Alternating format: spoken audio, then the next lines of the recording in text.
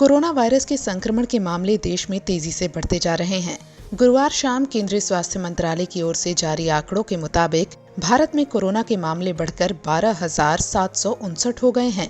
इनमें से 10,824 एक्टिव मामले हैं, जबकि 420 लोग जान गंवा चुके हैं। हालांकि 1,514 मरीज ठीक भी हुए हैं और एक मरीज के ठीक होने के बाद उसे दूसरी जगह भेज दिया गया है।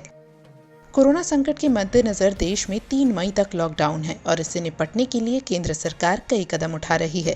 इस बीच गुरुवार को कांग्रेस के पूर्व अध्यक्ष राहुल गांधी ने वीडियो कॉन्फ्रेंसिंग के जरिए प्रेस कॉन्फ्रेंस की।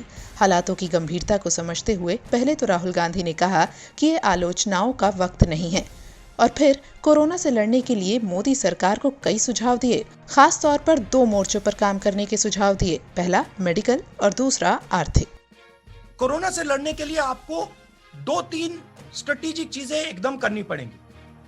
दो फ्लैंक्स पे एक्शन चल रहा है, एक हेल्थ केयर मेडिकल, दूसरा इकोनॉमिक। थोड़ी सी मैं इकोनॉमिक स्फीयर की बात करता हूं। फूड शॉर्टेज आएगी, आने वाली है। आपके पास गोदाम में फूड सप्लाई है, उसको आप दीजिए।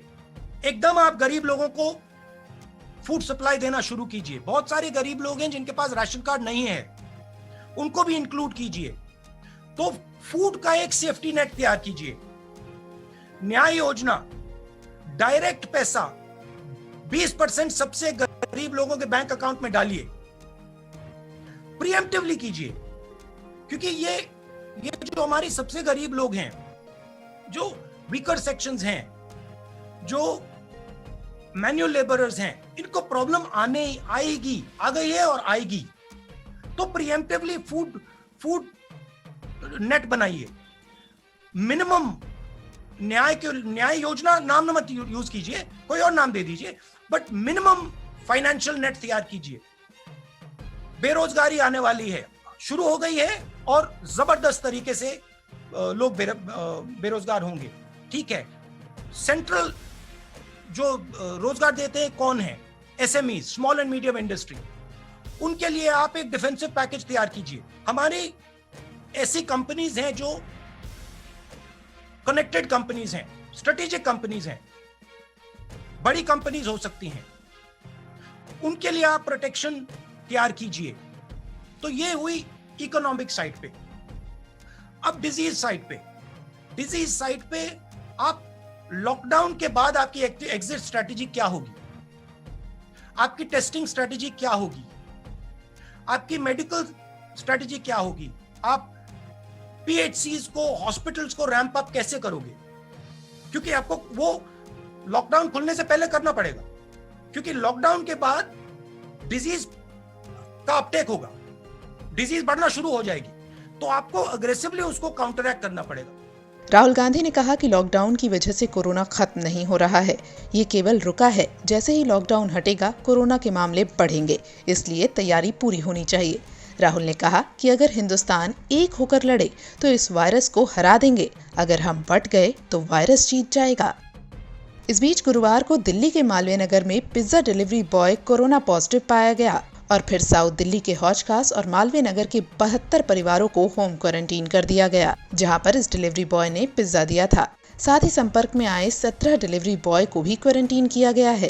एक पिज्जा बॉय पॉजिटिव पाए गए हैं। उसके लिंक में जितने भी उसके साथी थे, डिलीवरी बॉय थे, उनको इंस्टीट्यूशनल क्वारंटाइन में रखा गया है, 17 लोगों को, और 72 लोगों को होम क्वारंटाइन में रखा गया है। सरकार बार बार लोगों से अपील कर रही है कि सोशल डिस्टेंसिंग यानी फिजिकल डिस्टेंसिंग मेंटेन रखें और लॉकडाउन के नियमों का पालन करें। वैसे लॉकडाउन में लोग घर पर हैं, कई लोग घर से ही काम कर रहे हैं। ऐसे में एक दूसरे से जुड़ने के लिए वीडियो कॉल का इस्तेमाल किया जा रहा है। लेकिन अब video calling conferencing app zoom के लिए केंद्रीय गृह मंत्रालय की ओर से एडवाइजरी जारी की गई है, जिसमें कहा गया है कि ये ऐप सुरक्षित नहीं है।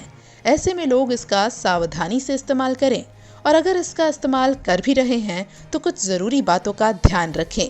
लगातार पासवर्ड बदलते रहें। कॉन्फ्रेंस कॉल में किसी को अनुमति देते हुए सतर्कता बरतें। वहीं लॉकडाउन में अगर स्वास्थ्य बीमा या थर्ड पार्टी बीमा के पॉलिसी धारक वक्त पर अपना रिन्यूअल प्रीमियम नहीं भर पाते तो उनके लिए भी वित्त मंत्रालय ने राहत देने का ऐलान किया है। वित्त मंत्रालय ने ट्वीट कर जानकारी दी है कि सरकार ने रिन्यूअल डेट को आगे बढ़ाकर 15 मई 2020 कर दिया है। सरकार कोरोना से जंग के खिलाफ हर मोर्चे पर मुस्तैद है। गुरुवार को कोरोना वायरस संक्रमितों की जांच और इस संक्रमण की रोकथाम के लिए चीन से मंगाई गई कोविड-19 की जांच किट भी भारत के लिए रवाना हो गई। चीन में भारत के राजदूत विक्रम मिस्री ने जानकारी दी कि रैपिड एंटीबॉडी टेस्ट और आरएनए एक्सट्रैक्शन किट समेत 6,50,000 किट ग्वांझोउ एयरपोर्ट से भारत के लिए रवाना कर दिए गए हैं। अब बात करें अमेरिका की, तो अमेरिका में कोरोना वायरस का कहर जारी है, मगर इस बीच राष्ट्रपति डोनाल्ड ट्रंप ने बड़ा दावा किया है। व्हाइट हाउस से डेली मीडिया ब्रीफिंग में डोनाल्ड ट्रंप ने कहा है कि अमेरिका में हम कोरोना के नए मामलों के लिहाज से पीक यानी सबसे बुरे दौर को पार कर चुके हैं। इसके साथ ही ट्रंप ने कहा कि अब देश को फिर से खोलने के लिए गाइडलाइंस को अंतिम रूप दिया जा सकता है। बता दें कि अमेरिका में अब तक 6 लाख से ज्यादा कोरोना संक्रमित लोग हैं, जबकि मौतों का आंकड़ा 30,000 को पार कर गया है। और बात करें पिछले 24 घंटे की, तो करीब 2600 लोगों की जान जा चुकी है, जो एक दुखद रिकॉर्ड है। लगभग हर देश इस महामारी से लड़ रहा है और इसे हराने की कोशिश में जुटा है। वहीं संयुक्त राष्ट्र महासचिव एंटोनियो गुटेरेस ने कहा है कि कोविड-19 वैक्सीन ही एकमात्र ऐसी चीज है जो कोरोना वायरस से फैली महामारी को नियंत्रित कर सकती है और तभी सामान्य स्थिति वापस लौट सकती है।